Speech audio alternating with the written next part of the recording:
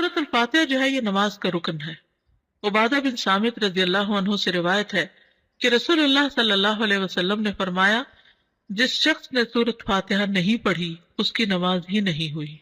جس شخص نے سورۃ فاتحہ نہیں پڑھی اس کی نماز نہیں ہوئی، اور یہ صحیح بخاری کی روایت ہے۔ ایک اور روایت مسند احمد کی ہے۔ ابو ہریرہ رضی اللہ عنہ فرماتے ہیں کہ رسول اللہ صلی اللہ علیہ وسلم نے فرمایا، ہر وہ نماز جس میں سورۃ فاتحہ نہ پڑھی جائے وہ ناقص ہے، ناقص ہے، ناقص ہے، مکمل نہیں۔ امام کے علاوہ مقتدی کو بھی سورۃ فاتحہ پڑھنے کا حکم ہے۔ نبی صلی اللہ علیہ وسلم کے اصحاب میں سے ایک صحابی سے مروی ہے، کہتے ہیں کہ نبی صلی اللہ علیہ وسلم نے فرمایا، شاید تم لوگ امام کی قرات کے دوران قرات کرتے ہو، شاید تم لوگ امام کی قرات کے دوران قرات کرتے ہو۔ آپ نے 2 یا 3 مرتبہ یہ سوال دہرایا، یعنی جب امام پڑھتا تو لگتا تم بھی کچھ پڑھ رہے ہو۔ صحابہ نے عرض کیا، یا رسول اللہ واقعی ہم ایسا کرتے ہیں۔ آپ صلی اللہ علیہ وسلم نے فرمایا، پس ایسا نہ کیا کرو الا یہ کہ تم میں سے کوئی سورۃ فاتحہ پڑھے۔ ابو ہریرہ رضی اللہ عنہ سے روایت ہے، انہوں نے فرمایا، ہر نماز میں قرات کرنی چاہیے۔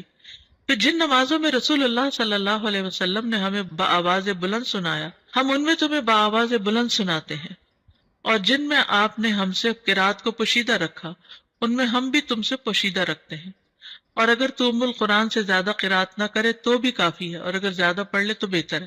اس کا مطلب کیا ہے؟ مثلا ظہر کی نماز امام صاحب پڑھا رہے ہیں، انہوں نے اللہ اکبر کی، اب آپ چاہیں تو چاہے چپ رہیں، چاہے آپ استفتاح کی دعا پڑھیں، لیکن سورۃ فاتحہ تو آپ کو لازمی پڑھنی ہے۔ اور اس کے علاوہ قرات، اگر قرآن کی کوئی سورت پڑھنا چاہتے تو پڑھ لیں، اگر نہیں پڑھ رہے تو بھی امام کی قرات جو ہے وہ آپ کو کافی ہو جائے گی، ٹھیک ہے۔ اسی طرح مثلا امام بلند آواز سے نماز پڑھا رہا ہے، جہری نماز ہے، اور اس میں جتنی دیر سکوت کرتا ہے، جہاں جہاں خاموش ہوتا ہے وہاں آپ اپنا پڑھ لیں، اور جب سورۃ فاتحہ بلند آواز سے پڑھے گا تو دل میں سورۃ فاتحہ پڑھ لیں، اور جب وہ کوئی اور سورت ملائے گا تو خاموشی اختیار کرے، یعنی یہ نہیں کہ وہ سبح اسم ربک الاعلی پڑھ رہا ہے اور آپ ساتھ پڑھنا شروع کر دیں، یہ نہیں کریں۔ اس وقت آپ کیا کریں؟ خاموشی سے اس کو سنیں۔ اسی طرح اگر امام نماز پڑھا رہا ہے اور آپ پہنچے ہیں ذرا دیر سے تو سبحانک اللہ وغیرہ نہیں پڑھے، ڈائریکٹ سورۃ فاتحہ شروع کریں تاکہ آپ کی پوری ہو اور آپ امام کے ساتھ رکوع پہ جا سکیں۔ اگر آپ نے قرات کا کچھ حصہ نہیں پایا تو کوئی بات نہیں، پھر بھی آپ کی وہ رکعت پوری ہو جائے گی۔ سورۃ الفاتحہ کی اہمیت اور فضیلت بہت دفعہ آپ نے پہلے بھی پڑھی ہوگی، صرف یاد دہانی اس لیے کرا دیتے ہیں کہ انسان اگر سورۃ الفاتحہ پر بھی توجہ کر لے نماز میں تو باقی نماز میں خشوع آ جاتا ہے۔ آپ یہ تجربہ کر کے دیکھیے، اگر آپ نے سورۃ الفاتحہ کو کیچ کر لیا نا کہ اس کو غور سے، توجہ سے ترجمے کے ساتھ پڑھ لیا، ترجمے کے ساتھ مرادی کے دل میں اس کا معنی دہرا رہے ہیں، تو آپ دیکھیں گے کہ آپ نماز میں ٹک جاتے ہیں، پھر نماز میں فوکس قائم ہو جاتا ہے۔ لیکن اگر شروع سے ہی دھیان نہیں جمع تو پھر بعد میں بھی دھیان جمانا مشکل ہوتا ہے۔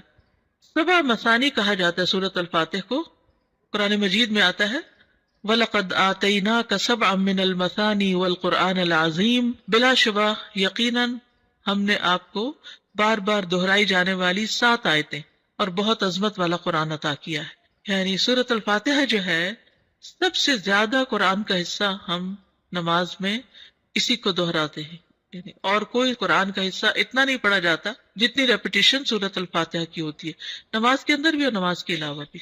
تو اسی لیے اس کو سبع من المثانی، دہرائی جانے والی 7 آیتیں۔ رسول اللہ صلی اللہ علیہ وسلم نے فرمایا، اللہ عز و جل نے ام القرآن فاتحہ جیسی سورت نہ تورات میں نازل فرمائی اور نہ ہی انجیل میں، اور یہی 7 مثانی ہے، اور اللہ تعالیٰ فرماتے ہیں یہی سورت میرے اور میرے بندے کے درمیان تقسیم شدہ ہے، اور میرے بندے کو وہی ملے گا جو وہ مانگے گا۔ کیسے تقسیم شدہ ہے؟ بہت ہی خوبصورت حدیث ہے یہ۔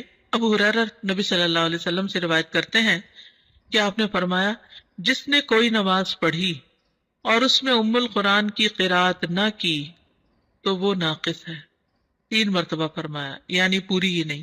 ابو ہریرہ سے کہا گیا، ہم امام کے پیچھے ہوتے ہیں، انہوں نے کہا اس کو اپنے دل میں پڑھ لیا کرو، کیونکہ میں نے رسول اللہ صلی اللہ علیہ وسلم سے سنا، آپ فرما رہے تھے اللہ تعالیٰ نے فرمایا میں نے نماز اپنے اور اپنے بندے کے درمیان آدھی آدھی تقسیم کی ہے، اور یہاں نماز سے مراد کیا ہے؟ سورۃ الفاتحہ، اور میرے بندے نے جو مانگا وہ اس کے لیے ہے۔ اور اگر اوور آل اس کو لے تو نماز میں کچھ حصہ اللہ سبحانہ تعالیٰ کی تسبیح ہے، حمد ہے، اور کچھ حصہ دعا ہے۔ نماز کا مطلب کیا ہے؟ دعا۔ تو نماز میں یا ہم دعائیں مانگ رہے ہوتے ہیں یا اللہ کی تعریف بیان کر رہے ہوتے ہیں، ٹھیک ہے؟ تو بندہ جب اللہ کی تعریف کر چکتا ہے اور پھر اپنے لیے دعا کرتا ہے تو دعا قبول ہو جاتی ہے۔ جب بندہ الحمدللہ رب العالمین کہتا ہے تو اللہ تعالیٰ فرماتا ہے میرے بندے نے میری تعریف کی۔ جب وہ الرحمن الرحیم کہتا ہے تو اللہ تعالیٰ فرماتا ہے میرے بندے نے میری ثنا بیان کی۔ جب وہ مالک یوم الدین کہتا ہے تو اللہ تعالیٰ فرماتا ہے میرے بندے نے میری بزرگی بیان کی، یا فرماتا ہے میرے بندے نے اپنے معاملات میرے سپرد کر دیے۔ پھر جب وہ ایاک نعبد و ایاک نستعین کہتا ہے تو اللہ تعالیٰ فرماتا ہے یہ میرے اور میرے بندے کے درمیان ہے، اور میرے بندے نے جو مانگا وہ اس کا ہے۔ اور جب اہدنا الصراط المستقیم صراط الذین انعمت علیہم غیر المغضوب علیہم ولا الضالین کہتا ہے تو اللہ فرماتا ہے یہ میرے بندے کا ہے اور میرے بندے کے لیے ہے جو اس نے مانگا۔ پھر ہدایت کیسے نہیں ملے گی؟ انشاءاللہ ہدایت ملے گی، کیونکہ اللہ نے وعدہ کر لیا ہے۔ اب آپ دیکھیے اگر ہم نے اللہ کی تعریف کی اور ہمیں سمجھ نہیں آئی ہم نے کیا کیا، ایسے ہی بس تعریف کر گئے، اور دعا مانگتے وقت ہم تھوڑے سے متوجہ ہو گئے، تو پھر ہم کیا کر رہے ہیں؟ تو سورۃ الفاتحہ کی ایک خوبی یہ ہے کہ یہ اللہ اور بندے کے درمیان تقسیم ہے۔ سفیان کہتے ہیں مجھے یہ روایت علاء بن عبد الرحمن بن یعقوب نے سنائی، میں ان کے پاس گیا، وہ گھر میں بیمار تھے، میں نے ان سے اس حدیث کے بارے میں سوال کیا اور انہوں نے مجھے یہ سنائی۔ اب سورۃ الفاتحہ کی قراءت کا طریقہ کیا ہے، کیسے پڑھی جائے؟ ایک ایک آیت کو وقف کر کے پڑھنا۔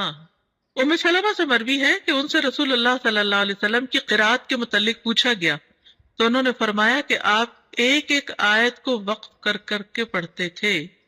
پھر انہوں نے سورۃ الفاتحہ کی پہلی 3 آیات کو توڑ توڑ کر پڑھا، یعنی توڑ توڑ کے یعنی کہ آیت بیچ میں توڑ دی، بلکہ ہر آیت پہ وقف کیا۔ بسم اللہ الرحمن الرحیم، الحمد للہ رب العالمین، الرحمن الرحیم، مالک یوم الدین۔ اور پھر کہتی ہیں کانا یقطع قراءتہ آیتن آیتن، کہ نبی صلی اللہ علیہ وسلم ایک ایک آیت کو وقف کر کے پڑھتے تھے۔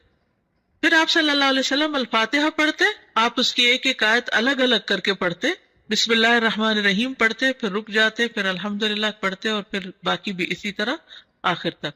اسی طرح آپ کی تمام قرات تھی۔ آپ آیات کے اختتام پر رک جاتے اور ایک آیت کو دوسری سے ملا کر نہیں پڑھتے۔ حضرت عبداللہ بن عباس فرماتے ہیں کہ ایک دن جبریل علیہ السلام رسول اللہ صلی اللہ علیہ وسلم کے پاس بیٹھے ہوئے تھے، کیونکہ یہ آپ کو معلوم ہے نا کہ جب وہ وحی لاتے تھے تو آپ کے پاس بیٹھتے تھے، کہ انہوں نے اپنے اوپر ایک زوردار آواز سنی۔ انہوں نے اپنا سر اٹھایا، پھر فرمایا یہ آسمان کا ایک دروازہ ہے جو آج سے پہلے کبھی نہیں کھلا۔ پھر فرمایا یہ ایک فرشتہ ہے جو آج سے پہلے زمین پر کبھی نہیں اترا۔ پھر اس فرشتے نے آپ صلی اللہ علیہ وسلم کو سلام کیا اور 2 نوروں کی خوشخبری دی اور کہا یہ 2 نور آپ ہی کو دیے جا رہے ہیں، آپ سے پہلے کسی نبی کو نہیں دیے گئے، ایک سورۃ الفاتحہ اور دوسرا سورۃ البقرہ کی آخری 2 آیات۔ آپ جب کبھی ان دونوں میں سے کوئی کلمہ تلاوت کریں، یعنی سورۃ فاتحہ پڑھیں یا سورۃ البقرہ کی آخری آیات پڑھیں، تو آپ کو طلب کردہ چیز ضرور عطا کی جائے گی، یعنی اس کے بعد دعا قبول ہوتی ہے۔ صحیح مسلم کی روایت ہے۔ اس سے پتہ چلتا ہے کہ سورۃ الفاتحہ کتنی عظیم سورت ہے اور اس کا پڑھنا کتنا بابرکت ہے، اور اللہ سبحانہ وتعالیٰ نے رسول اللہ صلی اللہ علیہ وسلم پر خاص انعام فرمایا اور آپ کو یہ سورت عطا فرمائی۔ قرآن پاک میں آتا ہے وَلَقَدْ آتَيْنَاكَ سَبْعًا مِّنَ الْمَثَانِي وَالْقُرْآنِ الْعَظِيمِ، کہ ہم نے آپ کو 7 بار بار دہرائی جانے والی آیات عطا کی ہیں، اور اس سے مراد سورۃ الفاتحہ ہی ہے۔ ایک اور حدیث ہے جو بخاری کی ہے، آپ صلی اللہ علیہ وسلم